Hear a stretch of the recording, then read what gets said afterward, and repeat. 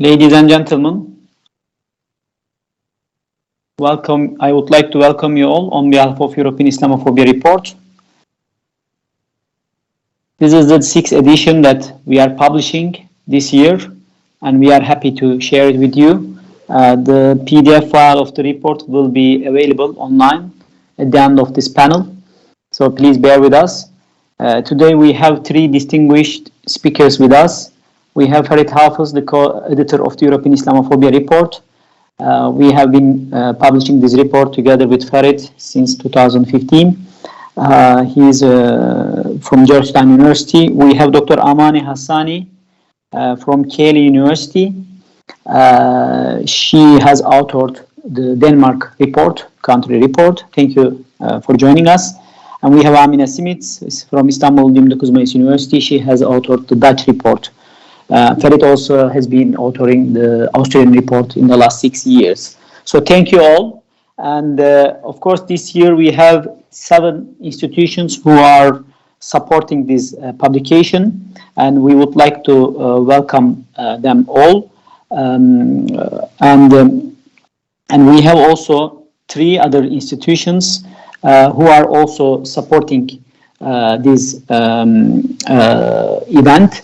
We have INAR, we have Dokistelle in Austria, and also we would like to thank CCII from Brussels. They recently moved from France to Belgium because CCIF is closed down by the French authorities. That's another story.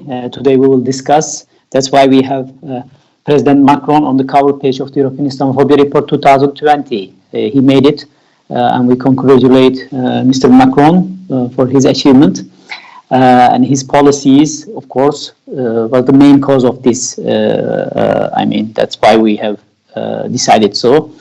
The 7 institutions that have supported our report this year, I would like to thank them all, and I would like to say their names, of course. International Islamophobia Studies and Research Association, and also Othering and Belonging Institute at the University of California. We also thank the Center for Security, Race and Rights at the Rutgers University. We also thank Islamophobia Research and Documentation Project at the Center for Race and Gender at the University of California. We also thank the Arab and Muslim Ethnicities and Diaspora Studies at San Francisco State University. Last but not least, we thank also Leopold Weiss Institute, who is also publishing this report this year. So thank you for all for joining us today. It's been a difficult year for everybody because of COVID and the pandemic and all the other issues. So that's why there was a long delay for this report, but we made it before 2021 finished. So in the last 2 days, we are publishing this report. Hopefully next year we won't be so late. So thank you once again. And I would like to start with Farid first. Farid, can you summarize the main findings of this year's report?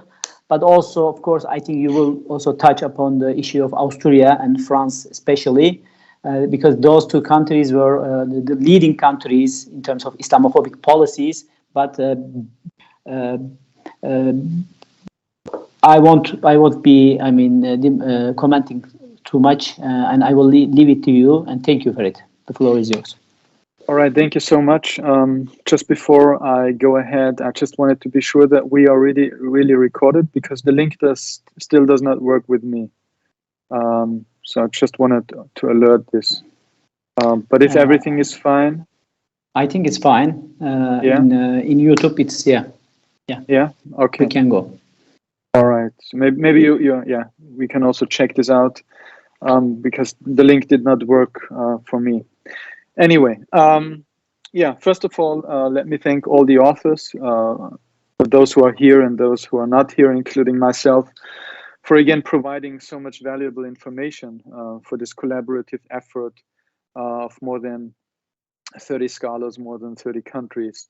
Like Enes, I'm also very happy that we have been able to present the now 6th edition in a consecutive year since 2015 of our European Islamophobia report project. what I want to do today is to speak a little bit, as Anna said, about some important new trends that we have observed in 2020. By any means, I won't speak about all of them, but take a few aspects that I think are especially important for 2020. Given that the year of 2020 has been the starting moment of for the global spread of COVID-19 pandemic, I suppose many would have believed that the European Islamophobia Report 2020 would respectively deal with the impact the virus had on the spread of Islamophobia in Europe. And there is obviously good reason also to ask how the pandemic impacted the spread and the development of Islamophobia. So the authors actually of our report have made very different observations in this regard. So on one side, when it comes, for instance, to anti-Muslim hate crime, on one side, some authors have highlighted that while Europe was considered the most active center for the pandemic by the World Health Organization in early 2020, and also with the forced retreat of everyday life to the intimate private sphere, the physical manifestations of Islamophobia have indeed decreased in some countries. Yet, because of this, Islamophobia has also widely moved to the private sphere and being spread especially in social media. On the other side, some authors have shown that in some countries, the anti-Muslim hate crimes did not decrease by any means. So for instance, in Germany, there were 901 anti-Muslim hate crimes committed across the country, with 146 of which targeted mosques and 48 of which targeted people physically. So these numbers are from the German Federal Police, and we all know that most probably the numbers are much, much higher, as a study by the Fundamental Rights Agency has suggested a few years ago in 2017 that only 17% of hate crimes against Muslims are even documented. Still, there is also a wide discrepancy between the documented numbers of anti-Muslim hate crimes, and thus it is sheer impossible to compare the data. To give you just one example, I mean, Germany has overall documented more than 31,000 cases of hate crimes, including the 901 of anti-Muslim hate crimes, which I just had mentioned. France, at the very same time, has recorded only 1,142 total cases of hate crimes, amongst which 235 were against Muslims. So rather than suggesting that hate crimes against Muslims happen more in Germany than in France, one is rather inclined to question how seriously the French police authorities document hate crimes in general. So going back to Germany, looking at the pandemic, anti-Muslim social movements such as Pegida organized their rallies despite of the pandemic throughout the year 2020. And as the example of Germany shows, the pandemic had nearly no effect on neither hate crime statistic or for far-right street mobilization. And even as we have seen in some countries, for instance, in Austria, where the far-right politician and back then chairman and presidential candidate of the far-right in Austria even used the pandemic for underscoring his commitment to fighting Islam when he said, for instance, during one event, "Corona is not dangerous, the Quran is more dangerous." So we see there is a whole dynamic going on in terms of how the pandemic was used or ignored in terms of spreading and disseminating Islamophobia. So while the pandemic had a lasting impact not only on 2020 but also 2021, we have chosen, as Anna said, not to put the COVID-19 virus on our cover page, but rather to put a single person there. Why? Because we think that in 2020, there is a new era in the institutionalization of state Islamophobia that we can observe. Events that also mark an attack on civil liberties, attacking especially the Muslim civil society actors. That is the reason why we have chosen French Prime Minister Emmanuel Macron, who together with his Interior Minister Gérald Darmanin has severely cracked down on the Muslim civil society and also on anti-racist activists. So the French intelligence agencies proclaimed to undertake mass surveillance of a large part of the French Muslim population, and as Amnesty International has heavily criticized, a lot of these new counterterrorism measures, quote unquote, violate the principles of non-discrimination, non-refoulement, and the right to freedom of association.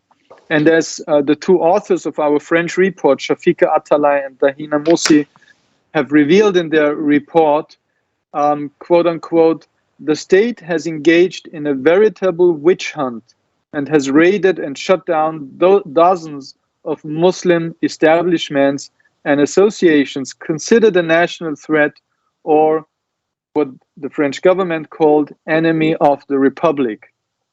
And nevertheless, Darmanin, the Interior Minister, also publicly admitted that those raids were only a way to what he called to send a message, or in other words, combating the so-called war on terror by terrorizing and stigmatizing a whole group, quote unquote. So France was also the place where the law confirming the principles of the Republic, which was originally named and has become infamously known as the law against separatism, was implemented. And that was also another means how the Macron government further institutionalized Islamophobia and implemented authoritarian policies. So in the name of fighting what the French government called Islamist separatism, French President Emmanuel Macron's government has legitimized a crackdown on Muslim civil society organizations. According to the logic of Macron and his government, what is called Islamist separatism is protected by what has been coined Islamo-leftism or Islamo-gauchism in French, which itself emanates from social science theories entirely imported from the United States, as the Interior Minister said. So at that point, he was basically attacking a lot of the post-colonial and anti-colonial studies going on. One of the moments how the French that came when how the French government could further suppress the Muslim community was after the murder of French history teacher Samuel Paty. More than 56 mosques suspected of separatism were systematically raided, as they were seen as enabling Islamist separatism and thus, as it was called by the government, quote unquote, breeding grounds for terrorism. But also humanitarian as well as anti-racist organizations monitoring Islamophobia, such as Enes has already mentioned it, the CCIF, the Collective Against Islamophobia in France, were also closed and even had to leave the country in order to be able to secure their future existence. And although the reasons for closing them were later revoked, the outlawing was still upheld by France's highest administrative court, the Council of State. So mosques were closed, schools were closed, and with the dissolution of the humanitarian NGO and the human rights organization defending Muslims in France against racism, we can not only observe a threatening of fundamental freedoms of Muslims in specific, but more broadly, a shift towards a restriction of citizens' rights and freedoms. Critics of the separatism bill have rightfully argued that they fear that this will lay the ground to dissolve future Islamic organizations without any legal proceedings or due process, forbid non-religious activities for religious organizations, and thus depoliticize Muslims in France, implement coercive controls on anti-racist civil society organizations, and even expand the already long time existing hijab bans in France. This authoritarian move to crack down on Muslims and civil society is equally reflected in the attack of French government officials on anti-racist scholars who engage in gender and post-colonial studies and who have become a matter of concern for the ruling French elite. And I think at that point, France has arrived at a state where the French interior minister even singled out the long-time Islamophobic far-right party leader, Marine Le Pen. And there was this one event when they had a discussion on TV, and he was saying to Le Pen, referring to her stance towards Islam as being, quote unquote, too soft on Islam. While French far-right leader was saying, well, we still have religious freedom in this country. And I think that really shows the shift that has been going on the French political landscape. Unfortunately, France is not alone with these policies. What has been coined Islamist separatism in France has been named political Islam in Austria or legalistic Islamism in Germany. And the main shared idea is not that Muslims break the law or commit violence. Rather, the argument is that Muslims use the law to subvert their European nation states. Or in other words, there is a suspicion that democratic participation in the political system, be it by individuals or community organizations and NGOs, they have a hidden agenda. And in this way, civic participation is read as nothing but a way to Islamize the countries through legal means, openly challenging the democratic state only when they achieve the capacity to do so. Or in other words, it is a conspiracy theory of an alleged Muslim takeover of European nation states that drives the policies of France and several other European countries with devastating effects on individuals and community organizations. Similarly, in Austria, a raid against proponents of alleged political Islam was made 1 week after the murderous attack on November 2nd in downtown Vienna. The homes of more than 30 people and 40 institutions were raided, their bank accounts and assets frozen for the suspicion of being a terrorist and wanting to A, topple down the Egyptian regime, B, destroy Israel, and C, create a worldwide caliphate. There were not only domestic factors that facilitated this raid, but also global ones. And as some commentators have already pointed out, the name of the raid, Operation Luxor, bears the hallmarks of foreign interest. But maybe more important than that, central figures in the Islamophobia network, like the Italian political scientist who is based in the United States, Lorenzo Vidino, have also contributed to this witch hunt against Muslim civil society actors. Vidino had not only authored a study for the intelligence service on the Muslim Brotherhood, where he falsely claimed that important figures of the Muslim community in Austria, such as the former president of the Islamic Religious Society, were leaders of the Muslim Brotherhood, which seems to have been also the reason why he was, and he's 78 years old, he was included in an expanded list of terrorism suspects after this raid. Vidino was also invited to serve as a witness for the investigation against, meanwhile, more than 100 people and institutions on charge of terrorism. And although the higher court of Graz has ruled that the raid was unlawful and also the investigations against the former president have been dropped, still the investigation is going on against nearly 100 people with, again, bank accounts and assets of them still being frozen.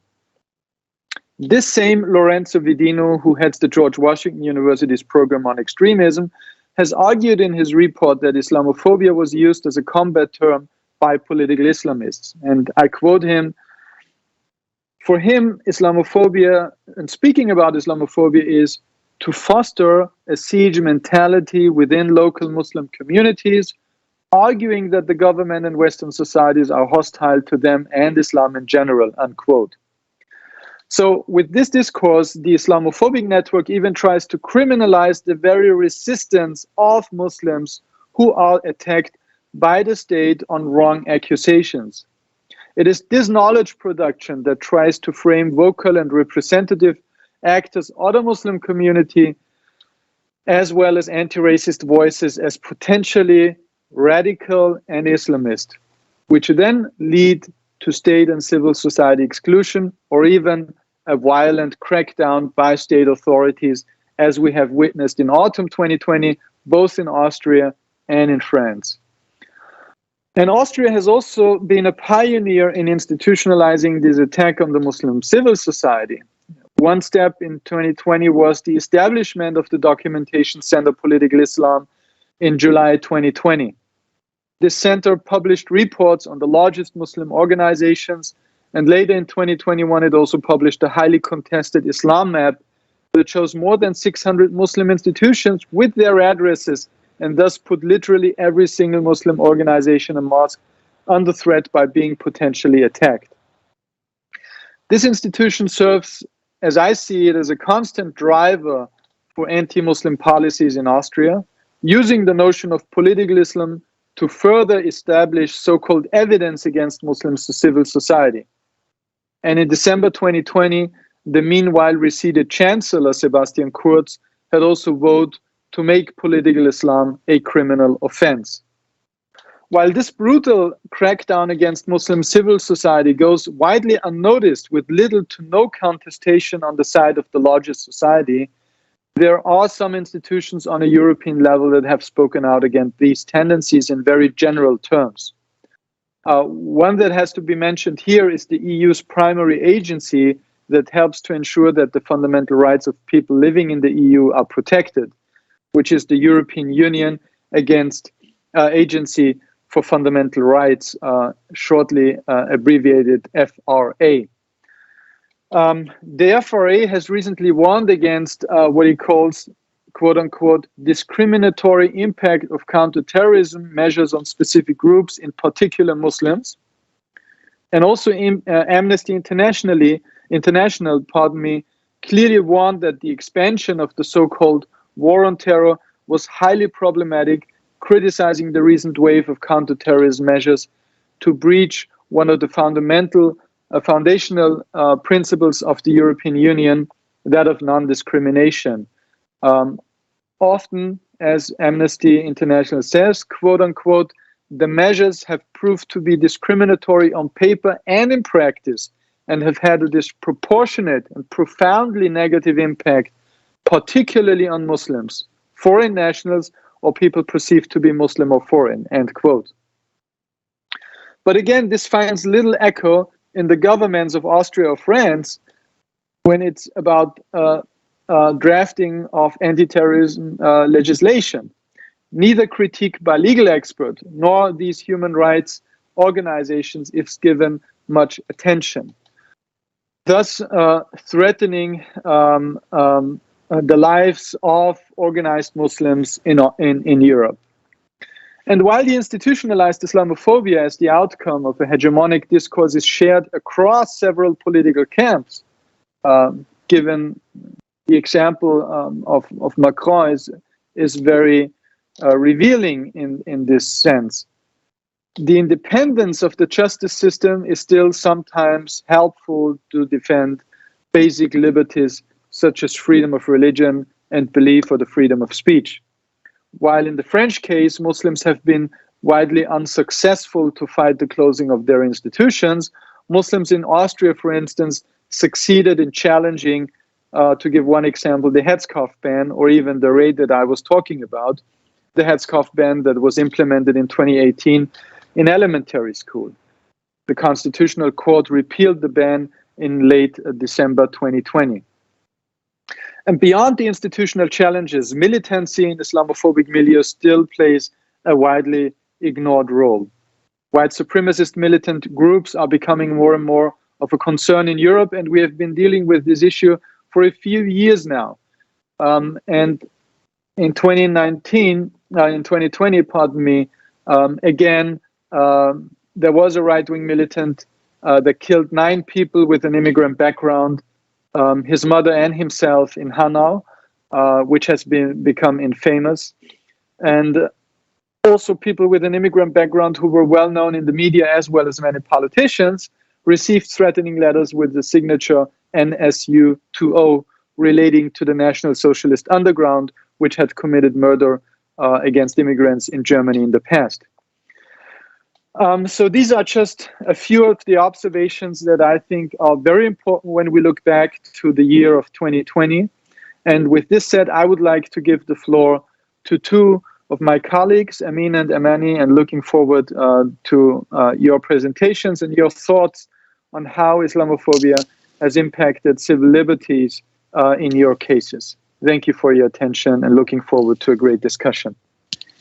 Thank you. Thank you very much for it. And if there are questions from the audience, they can write their questions on our YouTube channel. And then at the end of the panel, we will start the Q&A session. And now I would like to give the floor to Amina Smith. She has authored the Dutch report. I think in the last 3 years, she has been contributing, if I remember correctly. And of course, the Netherlands has also some strong far-right elements in the country, but also the discourse in the country is quite also Islamophobic sometimes. So, Amina is closely watching Netherlands. So the floor is yours, Amina. Thank you, Professor Bayraklı, and thank you, Professor Hafiz, for all your hard work regarding this report. First of all, I would like to begin my speech by stating that 2020 has been a very different year compared to the other years, in such regard that it presented us with so many different research on discrimination, actually, which is really interesting. Now we have more concrete data done by different Dutch organizations, both tied to the government and individual.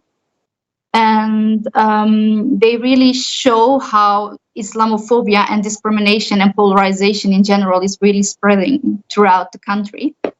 First of all, I would like to begin with the attacks that have been held on mosques, etc. So because of COVID and people's limitations and not being able to go out, etc., of course, there were less physical attacks compared to before, but still there are like the same type of attacks on mosques, you know, being soiled and being sprayed upon, and like swastikas being drawn on the streets and on the mosques, posters with "return to your country" or "we don't want any mosques," etc., are still very common. Muslim schools are also being targeted, both by people as in physical attacks, as in the media. It started actually a year before. In 2019, there was a real witch hunt towards a certain high school called the Cornelius Haga Lyceum in the Netherlands. And it was considered as a radical school and a source of Islamism and spreading all kind of hate speech and having like anti-liberal ideas, etc. And then it turned out actually that that wasn't the case. And then all of a sudden there was these deadly signs in the media about this, no apologies whatsoever or anything. When we come to the different types of problems with politics, is that especially Geert Wilders, of course, and his beloved PVV is still going very strong. Especially, I noticed a very big difference with Wilders this year. Like before, he would use polls to get people's supports and have polls done by so-called independent pollers, etc. But and then they would choose phrases like Islam doesn't belong to to the Netherlands, and hijabis shouldn't be here, or we don't like to see hijab, and that kind of polls. But this year, he didn't hide behind the polls. He just clearly stated that hijabis weren't welcome, and that hijabi women are being suppressed, and that women in general, Islam is suppressing women in general, etc. And it's really interesting that he like completely dropped the veil and just really heads towards his target this year and tries to just immediately get rid of Islam. He clearly states that he doesn't want anything to do with Islam and that it doesn't belong in the Netherlands, and there's no other option. You know, there's no golden middle road that we could take. There's no space for agreement or anything like that. He just openly uses even very insulting cartoons to get his message across and leaves no space for dialogue whatsoever.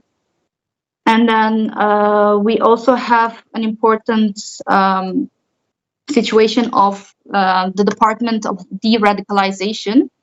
3 years earlier, the head of the de-radicalization department in Amsterdam was accused of fraud and having illegal relations and that kind of things, and then it was immediately dismissed. And she received no support whatsoever to like support her cause, or that there might be a misunderstanding, or that something might have gone wrong, and no calls for open, honest research. Actually, if she hadn't defended herself and asked for research and stepped to a lawyer, she would have still been in the same situation. But after 3 years long investigation, it turned out that actually she was innocent and that they could find no proof whatsoever. And this situation caused a very severe trauma within the Muslim community in the Netherlands, because that department, the Department of De-Radicalization, was supposed to be viewed as like connecting chain between Muslims and the Dutch people. And because she was so brutally dismissed, and because she wasn't given no fair trial and no fair chance to speak, the trust towards the government was severely shaken. And even now, until this day, like Muslim community has very large problems trusting the government, and because the institution still hasn't recovered itself, the government is always behind on what's going on within Muslim society, Muslim sentiment, etc. They are completely out of tune with Muslims, unfortunately. And according to some research, many Muslim government employees are feeling insecure about their jobs, feel like they're being targeted and being stigmatized by the government and their other colleagues, their non-Muslim colleagues, etc. And also the way she was pushed aside and received no support shows this idea of, you know, I mean, like, you're only good until you're good. I mean, as soon as there's this slightest sign of you, I don't know, deviating from the correct road, you're immediately being shoved aside. And this is something we often see during Islamic discourse and Muslim discourse in the West. I mean, Muslims are perceived as good as long as they completely stick to the Western rules. And as soon as there's something that might implicate them, even if it's just one person, like the whole group becomes implicated. And this is something we often see even after the murder of Samuel Paty. It was the same situation. After he got murdered, there was this debate in the Netherlands on Muslims not being able to create a tolerant environment within the classrooms. Muslims would obstruct a healthy dialogue, etc. And then teachers were said to not be able to feel safe, etc. And the mayor of Amsterdam, Femke Halsema, she also said the same thing, that she wanted to create a dialogue with the teachers to make sure that they were safe, etc. Upon which Mark Rutte said that there's no such problem. He actually stood up for the Muslims, and he said that there's no such problem throughout his educational life. He had never experienced any problems with communication with Muslims, that it was perfectly fine. But again, it shows the same situation. As soon as there is one issue, like in France, a different country, the issue is immediately imported in the Netherlands. And again, even though it's a completely different country, completely different circumstances, this idea of Muslim is being generalized, and all Muslims are the same everywhere. And if there's a problem in one country, it surely has to be the same in the other country. And this is something we really see again and again and again throughout the research.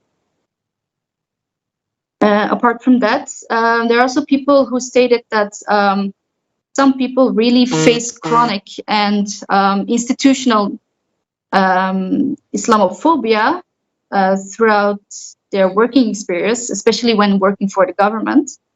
Then there was another research done by the Muslima organization Speak, and they clearly illustrated how throughout photography and especially Muslim imagery, how Muslim women are always stigmatized throughout the media. I mean, like every time we see something or read something about Muslimas, they are always like one and the same type. I mean, like usually there's a hijabi and she's far away. Often she looks angry or neutral or just somewhere outside, and she's completely being objectified and neutralized, like being void of an opinion, of passions, of interest, just always in such a neutral environment. And this is something that has been criticized, and especially compared to, for example, Getty Images, the Dutch database, media database, ANP, is considered as really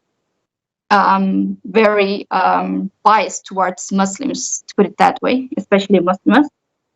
And then we have the research done by Melt Islamophobia, which is research done on the niqab ban. So last year in 2019, there was a ban on the niqab in the Netherlands. And research shows that rather than trying to internalize hijabis and niqabis, especially in Dutch society, they were more being outsided rather than being included. Actually, there was an article done by Algemeen Dagblad, and they openly called for people to make sure that the ban was implemented, which caused a lot of debates, and it caused for many women, both with niqab and without niqab, to be assaulted, to be spat upon, to be pulled. They had their hijab pulled, etc. They were insulted, followed, verbally harassed, etc., and all these kinds of problems. And this ban has also been criticized severely by Amnesty International, and they are now calling for the ban to be annulled. And the interesting part is that most of the people who have to implement the ban don't want to implement the ban. And the ban is being implemented in places where the ban shouldn't be implemented, where it's not expected to be implemented.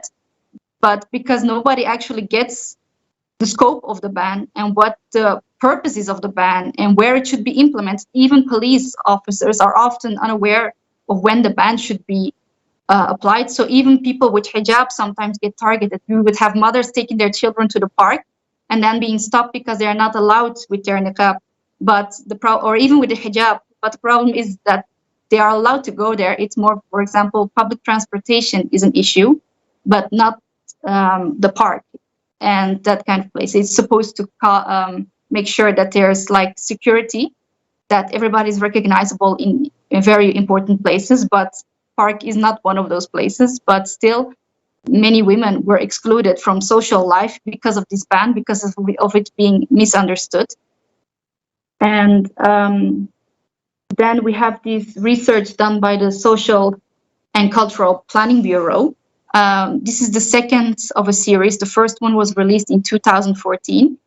And it shows that like 27% of the Dutch population faces discrimination on a daily basis.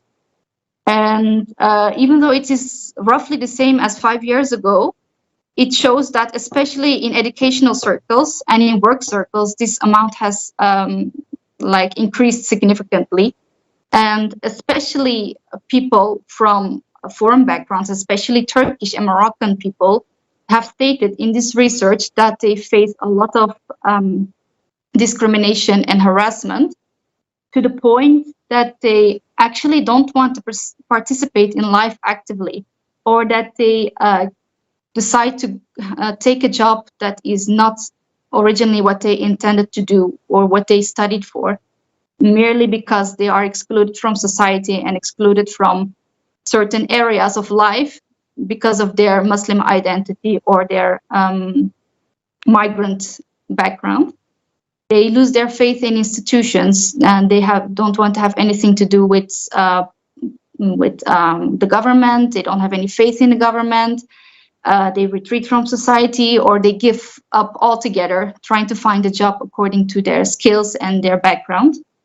And it also stated clearly that Muslims experience relatively high levels of discrimination, saying they feel strongly stigmatized, discriminated, and excluded. And this is something we see throughout all researches, that actually Muslims feel like they have no place to turn to when they want to address the fact that they are being discriminated. Most of them don't know where to go, what door to knock on. They think like, even if we go and go to the police and make a record out of it, it will not have any use whatsoever, because nothing is going to be done. So there's no trust towards the government, no trust towards police, etc. And they just feel like there's nothing going to change. So the problem is that because of this attitude, we have very little information, especially about Muslims and hijabis, about the troubles they are facing on a daily basis, and we still have so little data, and it's so difficult to find and see the real scope of Islamophobia in the Netherlands. And there's a lot of sort of what we call chronicle Islamophobia going on in the Netherlands, what we call like daily basis, just sly remarks or comments that are maybe seemingly innocent, but for someone who experiences this on a daily basis, is very unsettling and very bothersome. But when it comes to the people who actually participate in this Islamophobia, they are usually considered as lone wolves, or people who have psychological issues. I mean, the attacks done on mosques and the attacks done towards Muslims, they are often people who have psychological issues. So every time you read a report about attacks being done, it's always the same thing. The perp has psychological issues and is taken into custody but released again, and with the condition that he has to talk to psychologists or etc. And just the same thing over and over again. And again, this feeds the stigma that Muslims are the threat and they are the problem, and they are Dutch people or non-Muslims are innocent. And it just happens every now and then that there's this lone wolf who wants to disturb the peace, but in general there is no problem. The problem lies with the Muslims. Thank you for your time. Thank you, Amina. Thank you very much for your presentation. Now we have our final speaker, last speaker, Dr. Amani Hassani. She has authored the Denmark report, and of course Denmark is another problematic country, although it doesn't make the headlines much in the international scene. However, we can see from as two editors reading through all the reports that Denmark has quite shocking Islamophobic policies going on in Denmark. And so since Dr. Amani is following the issue closely, I would like to give the floor to her, and the floor is yours. Thank you. And thank you, Ines and Farid, for doing a wonderful job editing this report. And thank you, Amina, for a really wonderful presentation on the Netherlands case. I think wrapping up with Denmark is a really good closure to the discussion that we've had throughout the panel today. I think Farid's presentation touching on Austria and the French cases examples, as well as the Netherlands, really kind of sums up what's happening in Denmark as well, because Denmark, we don't hear a lot about Denmark in international forums because not a lot of people speak Danish. However, if we look at what is being discussed in the public environment in Denmark by politicians. And if we translate it, it's very similar to what's happening in France and in Austria, and a lot of these. A lot of what we're seeing in Denmark is really drawing on what's happening in France as well as in other places in Europe. So I think it makes sense to kind of wrap up with Denmark, looking at how the limitation of civil liberties of Muslim citizens are just, slowly but surely just creeping up every year as I've been conducting this report of really looking at how the progression has kind of evolved from year to year. And 2020 has really just been on a steady course of this development, of really, implementing Islamophobia and this anti-Muslim sentiment in the structures of Denmark. And this culminated in November 2020 with this with the following statement that was passed in Parliament, where the Parliament, a majority of Parliament, agreed that. This is the statement, and I've translated this. The Parliament believes that there's a very worrying. It's very worrying that Islamist forces are trying to turn Muslim citizens against Denmark and thereby divide our society. The Parliament consider it crucial to get rid of extreme Islamism and the challenges associated with it in order to safeguard the cohesion and democracy in Denmark. Now, this statement really speaks to the moral panic in its lack of clear definition of what Islamist forces is.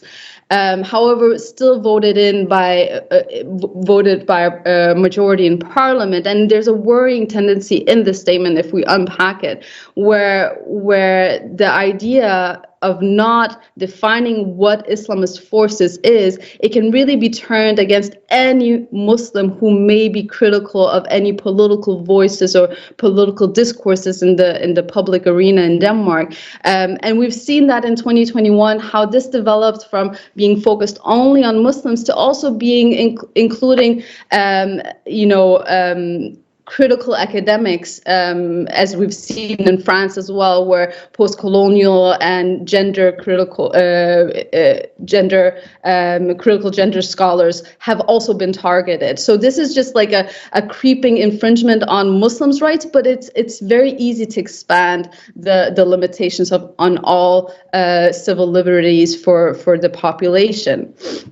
Now, in terms of the Denmark chapter, it's not an exhaustive overview of Islamophobia because there's a lot of instances throughout the year in Denmark. Rather, it's just a brief insight to look at how Islamophobia has developed throughout the year and how, especially during the COVID pandemic, it's increased its targeting of minorities in general, but Muslims in particular.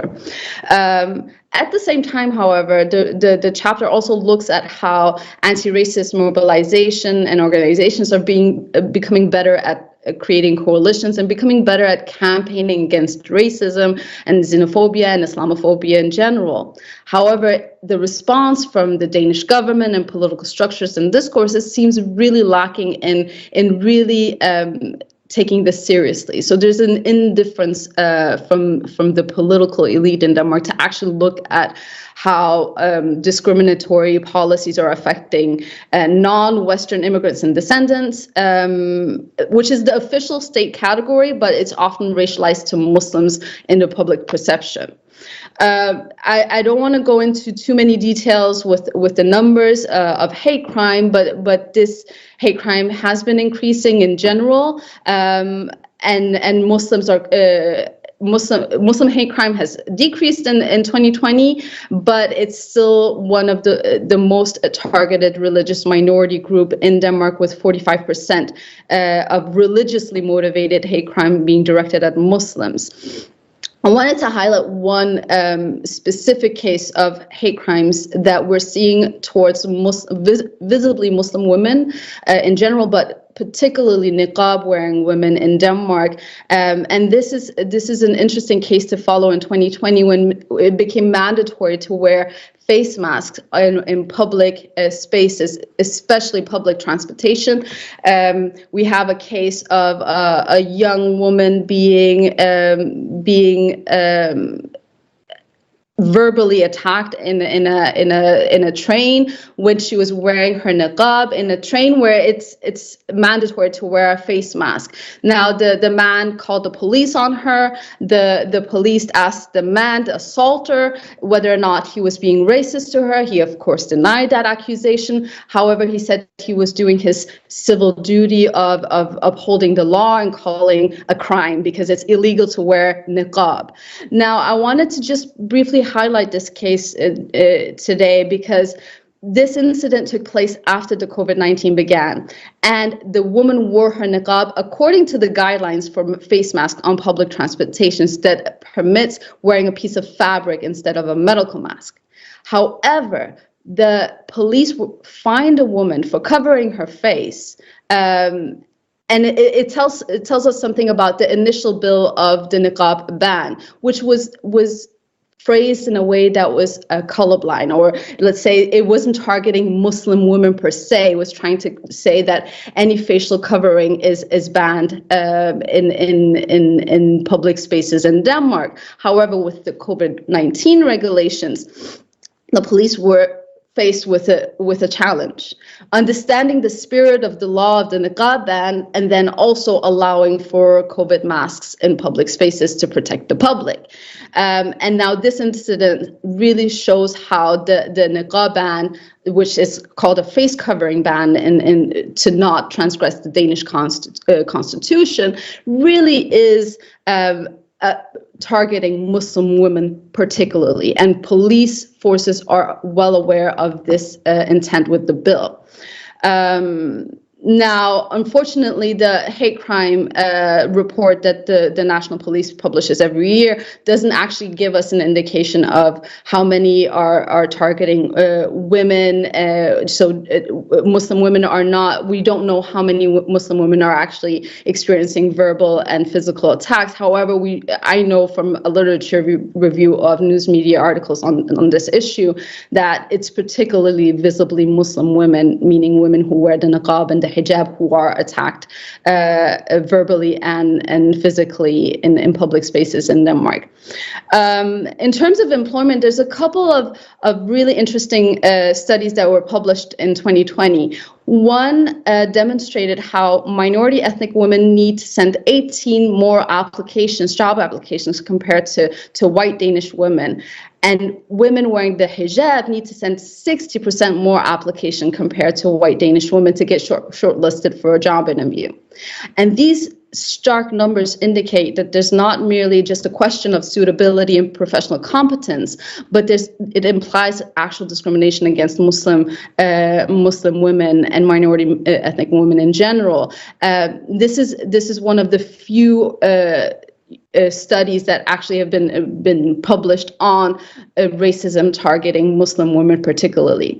In another study, amongst 56,000 surveyed households, the majority of these preferred to hire domestic help by a Danish-sounding name rather than a Muslim-sounding name. And this is an important indication of the unconscious bias that Muslim job seekers really experience when applying for jobs.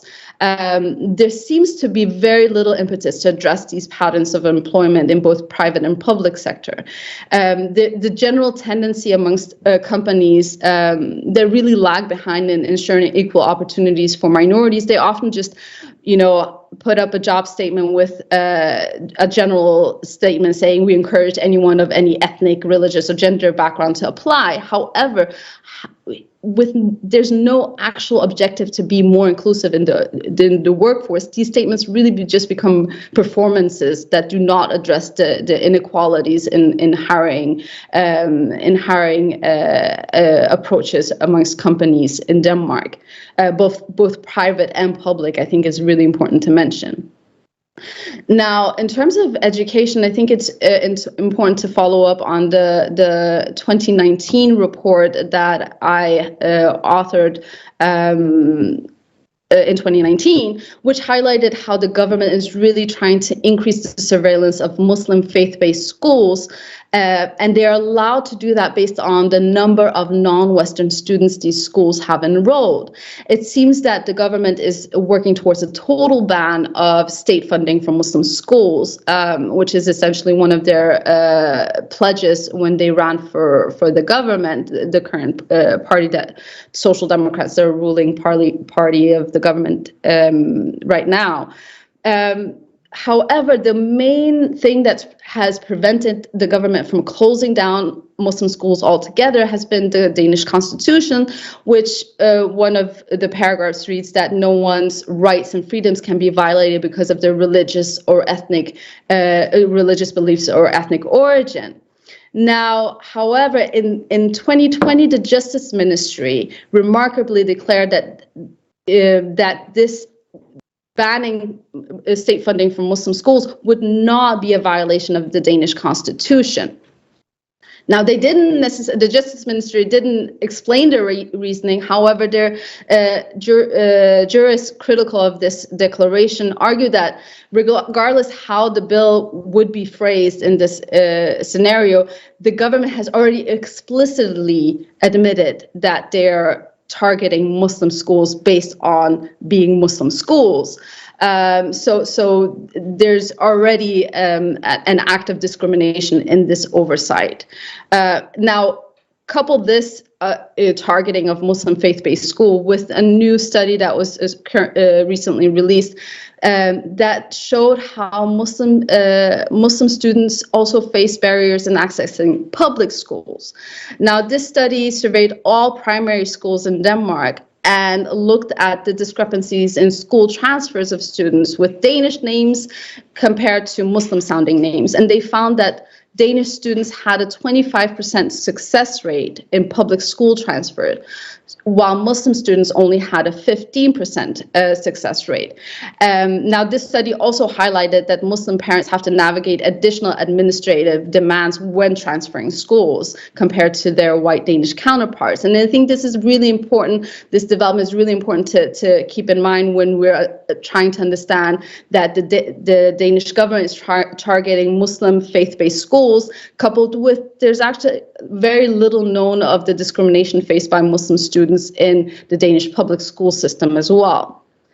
Now, there's several controversies in terms of the political discourse in Denmark that are important to highlight, but I wanted to just highlight one particular case that I think shows some really deeply concerning tendencies in how the government tries to control the narratives on the Muslim population in Denmark. Now, in 2020, the government commissioned a report on minority ethnic women's experience of male and family dominance and social control, which was published by Roskilde University. Now, the report took a critical position on the government's understanding of needing to surveil Muslim communities to address the social control of Muslim women by their families. The report offered a more nuanced analysis, looking at how young, resourceful women negotiate the challenges of cultural expectations based on their religious beliefs. In this regard, a really surprising infringement on academic freedom was done by the Ministry of Immigration and Integration, Mathias Tesfaye, who completely removed the State Commission report from the ministry's website. Now, the complete rejection of the report by the ministry raises some really important questions of academic freedoms, including the ability to introduce critical assessments of State Commission's report. Are academics actually able to be critical of these policies that the government is presenting, and is the government willing to listen to these criticisms based on peer-reviewed science? A lot based on this case is indicating that no, the government is really looking for research to support their policies rather than research that actually challenges these policies. I think it's really important to quickly just mention the Danish ghetto policies for a brief moment. In early 2020, the first 96 families received their eviction notice to vacate their public housing as a consequence of these controversial ghetto policies that were implemented in 2018. Now, these families have challenged these evictions, saying that they're being evicted based on their ethnic background, as not the ghetto policies explicitly targets non-Western residents. However, the courts have ruled that these evictions are lawful. It will be important throughout the 2021 and 2022 to look at how non-governmental organizations are really mobilizing against these ghetto policies that, by all means, in all instances, are really targeting neighborhoods with a large amount of non-Western immigrants and descendants, mainly Muslim residents, and really infringing on their affordable housing opportunities in cities in Denmark. Just to quickly highlight one bill that was proposed by the government that most likely will come into force in the next year or two. The government proposed a bill that will enforce using the requirement of using Danish language as a prerequisite for all religious sermons. And I want to highlight this point because it's important to highlight how certain bills that will have a very colorblind veneer when you look at them in the legal terms. Actually, the intent of them are really to control how Muslims practice their religion in everyday life in Denmark. Now, the government does not single out Muslims in the proposed bills because that would be unconstitutional. However, the government has made it clear in public discourse as well as in parliament that it is intended the intended target is the Muslim community, and what they perceive as a threat of radicalization within mosque, not defining what radicalization means. It's just assumed that everyone understands what this means. Interesting, in the parliament discussion, the MP of the Faroe Isles, a self-governing archipelago that is part of Denmark with a similar colonial history as Greenland, asked whether this would be extended to these islands that speak their indigenous languages. Avoiding directly answering his question, the Prime Minister explained that it was Islamism that is the target of the bill. Again, not defining what Islamism is. She added that Denmark has historically never had any problems with religions from outside, but is now experiencing problems with Islamism and Islamists, which is why the government deems it necessary to enforce language demands over religious sermons. So you see how an Islamophobic bill in spirit really becomes a way of controlling how religious minorities and language minorities practice their religions within the Danish context. So now this is a really important exchange to understand the dynamics of how Islamophobia plays out in political discourse. It's always presented in the legal language, is always presented with a colorblind veneer, but there's always a public understanding who the intended targets are, whether it's non-Western immigrants, refugees, or Muslims. There's always this sense that the public understands what politicians means with these sort of bills. In terms of the Islamophobia organization, so people really from the far right organizing and creating campaigns against the Muslims. It seems that this is becoming very increasingly prominent in Denmark. We have an organization like Generation Identitaire, which has similar fractions across Europe, are really creating very large campaigns in public spaces against Muslims. Now, one can be really concerned that although there are few major far-right organizations, there's a lot of individuals that we don't know of and that go unnoticed in the public sphere. And I wanted to highlight one example that I think is really important to understand how kind of this connects with the government's anti-counterterrorism, counter-radicalization approaches. So now this extreme case of a 31-year-old man who attempted and was able to manufacture weapons and a bomb in his home. And based on the pictures on his wall, the police suspect that he was part of the Nordic resistance movements. The man was found guilty in the court of law in Denmark. He was found guilty of illegally manufacturing weapons, but the courts ruled that there were no evidence that he intended on using the bomb. So now he's serving a very mere 3-year sentence.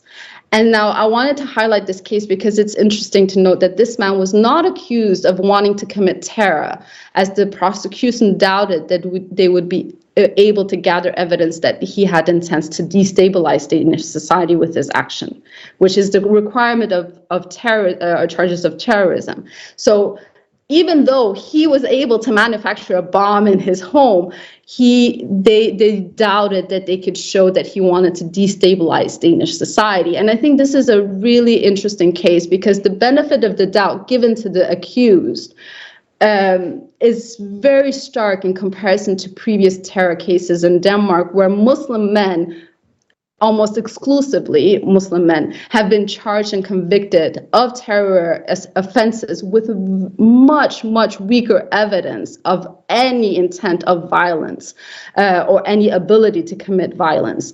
And I think this is a really important case because there's very little in the public sphere in Denmark where there's a critical discussion on Danish counter-extremism and counter-terrorism policies. But then cases like this really illustrate the discrepancy of how the Danish government and the legal justice system in Denmark really targets the Muslim community and the Muslim civil society in much harsher terms than the far right, which have actually been committing more and more grave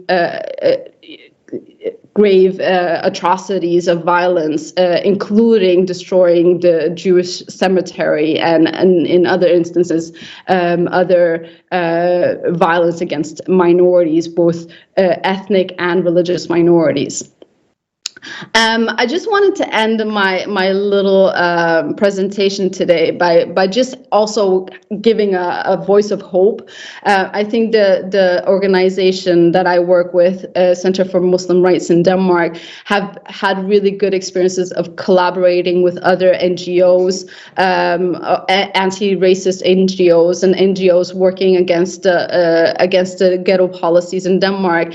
And there's been some really good collaboration that's been developed in 2020 that is increasing, and I think this is a really important response to what we're seeing as a general tendency in Danish society, both against Islamophobia but also against xenophobia and racism in general, targeting refugees and asylum seekers a lot, but also Muslim communities that have been in Denmark for the past half century, and I think there's reason to hope for good mobilization campaigns in the future years as well.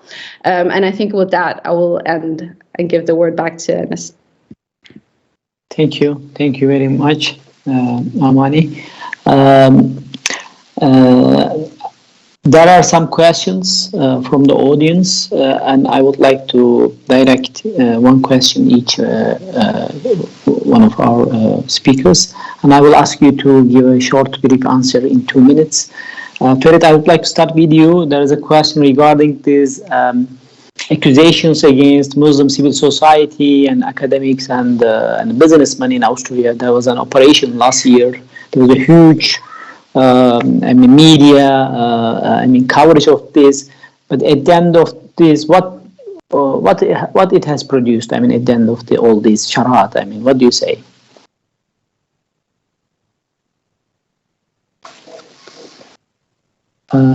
We cannot hear you. Yeah. Thank you. Well, first of all, I think given the fact that meanwhile, more than half a year later, the court has ruled that the raid was unlawful. I think, looking back, there was a huge wave of intimidation against Muslim civil society actors. The lockdown has started one day prior, to this raid. So people were like disintegrated. And you could really see that people were afraid. I mean, you know, terrorism allegations is not a small thing. So because also the people did not have access to the files for the very first few months, I think the intimidation was one of the worst things that happened at the very beginning. And slowly but slowly, people understood what is going on. You know, at the beginning, you had the media propaganda on behalf of the state authorities, which was just reproduced, not critically looked at. But then again, also the media started raising critical questions, and I think it has become under discussed, but still it has become. Most people realized that this was just based on nothing, you know, no solid evidence for anything or any of these accusations that has been part and still are part of the state authorities that are still investigating. But I think, again, you know, and I'll close with that. I think the fact that somebody who was the president and served the Muslim community for more than 14 years in a very cooperative political system model where Muslims were very well integrated for a long time, accusing him of terrorism, that really shows the impact of this shift that we have seen. And I think what it really needs is really a very critical self-reflection on behalf of the state authorities, but also on behalf of the Muslim community, how they handled that. Thank you, Farid. Thank you very much. And I would like to ask a question to Dr. Amani. There is these ghetto policies in Denmark. And what is the reaction of the society? Is there any strong opposition, or are there any opposition from different parts of the society in Denmark? That's a very good question. I think it's an important one. I think So public housing in Denmark is a very core value of the welfare society, and I think any infringement and trying for the government for the government to control how anything that has to do with public housing in Denmark is an infringement on a core value of the welfare society, and I think the general population is really. My impression, obviously it's not across the board, but I know from mobilization efforts that there's a lot of critical voices of the ghetto policies, especially how they're trying to dismantle affordable housing in the major cities in Copenhagen. So yes, that's what makes me a bit hopeful that the mobilization efforts within the Danish civil society organizations, both in terms of affordable housing but also anti-racist mobilization, are really attuned to how the Danish ghetto policies is really essentially a racist policy that is covered up by saying that we need more a change of demographics in these environments. But I think a lot of people are noticing the racist implications that the political discourse are introducing here. Thank you, Amani. Thank you very much. And I would like to ask same kind of question to Amina. I mean, Netherlands was quite. There was lots of talk about what is going on in Netherlands, and how do you see the reaction or the opposition towards these policies and the statements or narratives in Netherlands?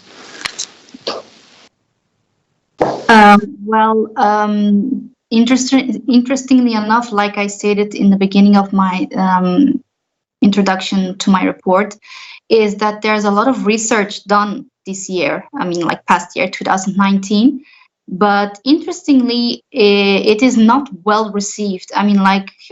General critique on decisions made by the government are often not retracted, and decisions made or laws that have been instated are often not annulled or cancelled or rephrased even. It seems interestingly as because the Netherlands is known as a country that is open to pluralism and multiculturality, etc. It is really interesting to see how there's a shift in mentality towards a Muslim and this polarization. You know, I mean, like every remark that is being made or everything that is being questioned is like a sort of threat toward the Dutchness of the Netherlands. And you see that there's this kind of automatic defense system, like, okay, this is enough, we don't want to argue anymore, we did more than enough to be flexible with you guys, and now you're asking for too much kind of attitude. And like, especially like I said with the niqab ban, they are not retreating, they are not taking any steps to rephrase their policies or even to make it clearer to at least avoid any misunderstandings, so that other Muslims who are not wearing the niqab or who are wearing the niqab but in the correct way and not in places where it's banned, that they are not being victimized. There are no steps being taken whatsoever to make sure that there is no misunderstanding of the current bans, and all suggestions for policy changes are kind of falling on deaf ears, etc. So there's really this kind of impasse between the Dutch government and Muslim organizations who are trying to reinstate or reorganize certain laws or certain policies, etc. And there's this, it's kind of going downwards, to be honest, in the Netherlands right now. All right, thank you very much. There were some comments on social media, and some of our viewers, they would like to know if it will be translated into different languages like French and others. Unfortunately, that's a huge task, and we don't have the time and the means for it. But I mean, it can be translated, of course, using different tools. But there is also 1-page long executive summary at the beginning of each report, which can be useful for different countries. And one of our viewer, he is asking which role have non-Muslims in producing of this report. We do not differentiate between Muslims and non-Muslims. I mean, there are Muslims who are contributing, but also non-Muslims in this report. So it's based on merit, and we are working with the authors and the activists that we think are best suitable for this producing for this report. So the being Muslims or non-Muslim, that doesn't play any role at all. So on that note, I would like to thank everybody here, all our authors and the Farid, for their contribution. And the report, some of our audience is asking when it will be available. It will be available online at 17 p.m., 17 o'clock Brussels time. It can be downloaded from our Twitter webpage and from our webpage. So please bear with us, and the report will be available, the whole report, free of charge, of course. And thank you once again, and I hope to see you again next year's report launch. Thank you, and hope to see you again.